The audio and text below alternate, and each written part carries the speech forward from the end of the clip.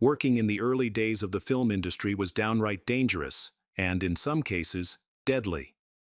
The hazards grew even worse when film crews ventured into remote locations like deserts, rugged terrains, or the African wilderness.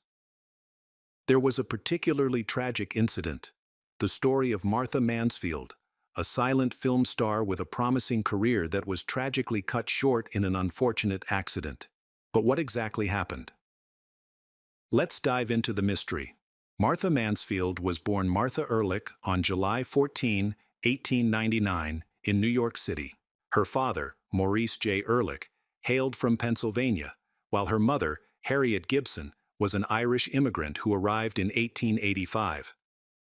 Martha also had a younger sister, Edith, born around 1905. From a young age, Martha dreamed of becoming a stage actress. During a summer spent with her grandmother in Mansfield, Ohio, she and her friends performed Romeo and Juliet, in which Martha played the role of Romeo. Reflecting on her childhood ambitions, she once shared that, at just 14, she decided to pursue acting and approached William Brady, who was casting for Little Women at the time. While Brady initially teased her for being so young, he eventually offered her a small role as a boy in the production. In addition to acting, Martha worked as a model for artists and photographers. Alfred Cheney Johnston, a well-known photographer, described her as having a delicate pastel beauty, but within a year, she grew bored with the work, feeling it was too passive and didn't challenge her creativity. By 1913, at just 14 years old, she was already performing in the chorus of the musical Who My Thumb and appearing in a Winter Garden Review. Over the next few years, she took on roles in productions like The Sanctuary Girl in 1916 and On with the Dance in 1917. Her big break in film came thanks to her actress friend Hazel Dawn, who recommended her for roles in Max Linder's movies. Taking the stage name Martha Early, she signed with the Selig Polyscope Company and appeared in 3 films alongside a French comedian. Although she was offered a year-long contract, she opted for a 6-month contract at $250 a week. During this time, she formed a close bond with Linder, who was known for his eccentric personality. Unfortunately, his films didn't connect with American audiences, and he eventually returned to France. In 1918, she caught the attention of Florence Ziegfeld, who featured her in The Ziegfeld Follies of 1918. That same year, she made her film debut in Broadway Bill, playing the love interest of Harold Lockwood's character, a Manhattan playboy. However, her performance didn't win over critics. Martha Mansfield had a whirlwind schedule, balancing her time between the film studio and the New Amsterdam Theater. She shared with Photoplay that after performing in the Follies at night, she'd catch some sleep, grab a quick breakfast, and head to the studio by 9:00 a.m. By evening, she was back at the theater. Martha admitted that she often went to the studio in an exhausted state. In early 1919, Martha revealed she was leaving the stage to focus on her film career. She starred alongside Eugene O'Brien in The Perfect Lover, the first of 4 films they made together for Selznick Pictures. In this movie, she played Mavis Morgan, a supporting character. Although the film is now lost, its plot is known. Brian Lazar, a struggling artist, returns home after pawning a valuable ring. A woman and a detective accuse him of theft, but Brian begs to share his side of the story. He explains how Mrs. Beefield, pretending to admire his art, seduced him into a romantic affair. After painting her portrait, Brian gains popularity among society women and becomes known as the perfect lover. However, he and Mrs. Beefield are caught in a scandalous situation. Disillusioned, Brian returns to his hometown, where he falls in love with Eileen Hawthorne, the daughter of his former teacher. The two marry and move to the city, living in poverty. One day, an old acquaintance gives Brian a valuable ring to pawn, but this same woman later accuses him of stealing it. When Brian shares his story with the detective, his innocence remains in question until he introduces his wife and newborn child. Overcome with regret, the woman drops the accusation and leaves Brian and his family in peace. Later in 1919, Martha returned to the stage for a final performance in the Ziegfeld Midnight Frolic, which began in October of that year. He transformed the unused rooftop level of the New Amsterdam Theater into a unique venue with seating, tables, box seats, and a balcony. The space featured a mechanized stage, as well as a glass walkway where chorus girls performed above the audience. By 1919, the show had been renamed the Midnight Frolic and had become even more risque than the Follies. While the dancers on the glass walkway were supposed to wear bloomers, this rule wasn't always strictly enforced.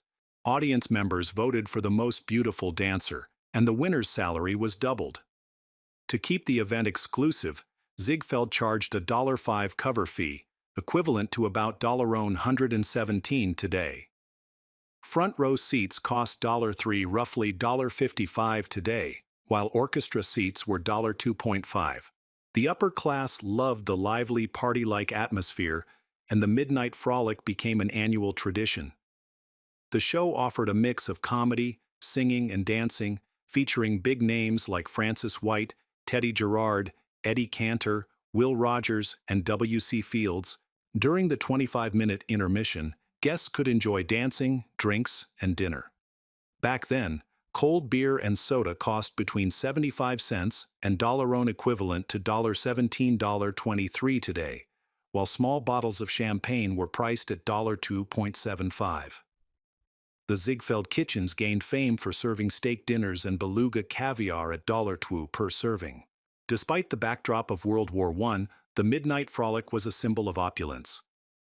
In 1917, the New York Times reported that Ziegfeld spared no expense, with one chiffon scene alone costing $3,000 and overall production costs reaching $100,000. The club operated for 7 years, but Prohibition ultimately brought the Midnight Frolic to an end in 1922. Martha, however, didn't stay at the Midnight Frolic for long, as a major opportunity soon came her way. In 1920, John Barrymore cast her as his fiancée in Dr. Jekyll and Mr. Hyde, a role that launched her into movie stardom. Reflecting on the experience in an interview with Photoplay, Martha admitted she was easygoing, but confessed to being terrified about acting alongside the legendary Barrymore. She revealed that she only found him intimidating when he was fully transformed into Mr. Hyde. Martha's portrayal of Dr. Jekyll's sweet and innocent fiancé was in stark contrast to Nita Naldi's exotic cabaret singer. Critics took note of Martha's performance, with one review praising her for being not only beautiful, but also delivering a competent performance. Interestingly, Barrymore relied on his own physicality for the facial contortions and body movements instead of makeup. During one particularly intense transformation into Jekyll, a prosthetic finger from Hyde's hand flew off due to Barrymore's movements. After Nita Naldi's death in 1961, the New York Times noted in her obituary that Barrymore had discovered her while she was dancing at Manhattan's Winter Garden Theater. Critics from both trade publications and fan magazines largely praised Dr. Jekyll and Mr. Hyde, with much of the acclaim focused on Barrymore's performance. Variety called it a fine and dignified presentation and highlighted Barrymore's brilliance, even while calling the story itself absurd by contemporary standards. They remarked that Barrymore's natural beauty and physicality served him well as Dr. Jekyll, while his portrayal of Hyde was a marvelous depiction of animalistic behavior. However, they also noted that Barrymore's star power occasionally overshadowed the production. On April 2, Variety reported that the Rivoli Theater in New York City was already seeing massive box office success from the film's screenings. Public reactions to Dr. Jekyll and Mr. Hyde in 1920 was a mixed bag, especially when compared to the critics' largely positive reviews. Fan magazines and everyday moviegoers had a range of opinions. For example, in its June 1920 issue, Photoplay shared critic Burns Mantle's account of two friends who had drastically different takes on the film. One called it a masterpiece destined to become a cinematic classic, while the other said it left her deeply depressed, claiming it gave her an overwhelming case of the blues that she doubted she'd ever fully shake. The magazine also highlighted the film's popularity. During its New York premiere, The crowd's excitement led to a door and two windows being broken. Martha Mansfield's role in Dr. Jekyll and Mr. Hyde catapulted her into the spotlight and paved the way for a promising film career. Despite her growing fame, little was known about her personal life. The 1920 edition of Who's Who on the screen described her as one of the most charming actresses in the industry, providing details like her height, weight, blonde hair, and gray eyes. Beyond that, however, information about her remained scarce. Interestingly, the studio publicity kept quiet about Martha's marriage, which likely occurred in the late 1910s. There were hints, though. Records from the 1920 U.S. federal census listed her as married, and a 1919 article in the Mansfield News, her mother's hometown paper, mentioned Martha visiting family. She and her husband had spent several weeks at their home in Twin Lakes, Wisconsin, before she headed to New York to work on Civilian Clothes, her final film with famous players. In 1920, after wrapping up Civilian Clothes with Thomas Mahan, Martha signed an exclusive contract with Selznick Pictures under Louis J. Selznick. While Selznick seemed impressed with her potential, Photoplay magazine was less kind, criticizing her acting in Civilian Clothes as pretty but fearfully inadequate dramatically. Around this time, she was also positioned as the successor to the late actress Olive Thomas in Selznick's lineup of rising stars. Martha went on to appear alongside Eugene O'Brien in 3 films: The Last Chance, Gilded Lies, and The Last Door. In Gilded Lies, her character marries into high society at her aunt's urging, believing her fiancé has been lost during a North Pole expedition. Meanwhile, in The Last Door, Martha's character is hired to pose as a woman on the run from the police, only to discover that O'Brien's character is a master thief impersonating someone else. The plot thickened with a mix of mystery and comedy. By 1921, after working on The Man of Stone, where her character leaves her fiancé for a wealthier man, Selznick's interest in promoting Martha's career began to wane. Martha took a break from films to tour in vaudeville, which sparked rumors of a romance with Crane Wilbur, a well-known stage actor and former co-star of Pearl White in The Perils of Pauline. The two performed together in San Francisco in the fall of 1921. The Oakland Tribune humorously speculated that Martha had left her film co-star Eugene O'Brien for vaudeville. The paper joked that she had traded the expense of weeping on screen for the act of crying on Wilbur's shirt during live performances, which required no glycerin. When asked about marriage rumors, Wilbur denied them, but admitted he was still searching for a true partner, saying he hoped to find a woman who could be both a companion and someone who loved the idea of building a home together. In 1922, Selznick cast Martha Mansfield in only 2 films, both produced by small independent studios, Pyramid and Dependable. For most of that year, however, Martha focused on performing in vaudeville.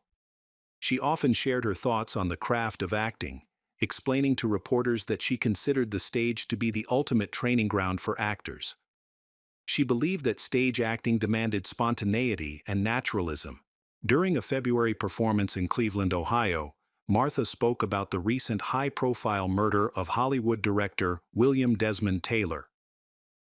She speculated that the killer might have been a drug addict whom Taylor had unsuccessfully tried to help secure work in the film industry. She suggested that investigators focus on someone who had persistently sought Taylor's assistance in the weeks leading up to his death. By 1923, Martha appeared in 8 films. She was frequently cast as vamps. One notable exception was her performance in Fogbound, a Paramount murder mystery set in the Florida swamps. Despite playing a relatively unsympathetic character, Martha's performance stood out, even overshadowing the film's star, Dorothy Dalton. Later that year, Martha parted ways with Selznick and signed a long-term contract with Fox, marking a potential turning point in her career. Her first project with Fox was a minor role in The Silent Command, a thriller about a plot to destroy the Panama Canal. The film promised plenty of excitement, complete with a hero, a vamp, and dramatic twists. Critics praised Martha's performance, though they noted inconsistent lighting during her scenes. By November 1923, Martha was already filming what many believed could be her breakout role in The Warrens of Virginia. In this Fox production, she played a young Confederate woman engaged to a Union officer. The cast began shooting in Hollywood before moving to San Antonio, Texas, to complete the location scenes. On Thanksgiving morning, the crew gathered at the St. Anthony Hotel for breakfast before filming the final scenes. Martha, excited about a new radio in her hotel room, eagerly shared her plans to host a radio party that evening. She marveled at the technology, mentioning that she had listened to broadcasts from Chicago and Cincinnati the previous night. She remarked how it almost felt like being with her mother, knowing they might be listening to the same programs at the same time. After their morning meal, the group ventured about 3 miles to Brackenridge Park, ready to film scenes for a plantation setting where rustic shacks served as servant quarters. Martha waited nearby in her limousine, staying out of sight until her presence was required on set. The crew worked on several outdoor shots before the director called for a quick 30-minute break to set up for indoor scenes. During the pause, Martha stepped back into her car to rest.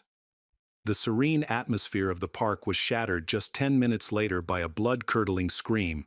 It was Thanksgiving Day, and the film team was scheduled to wrap up final scenes between Martha and her co-star, Wilfrid Lytell. Martha decided to rest alone in her limousine.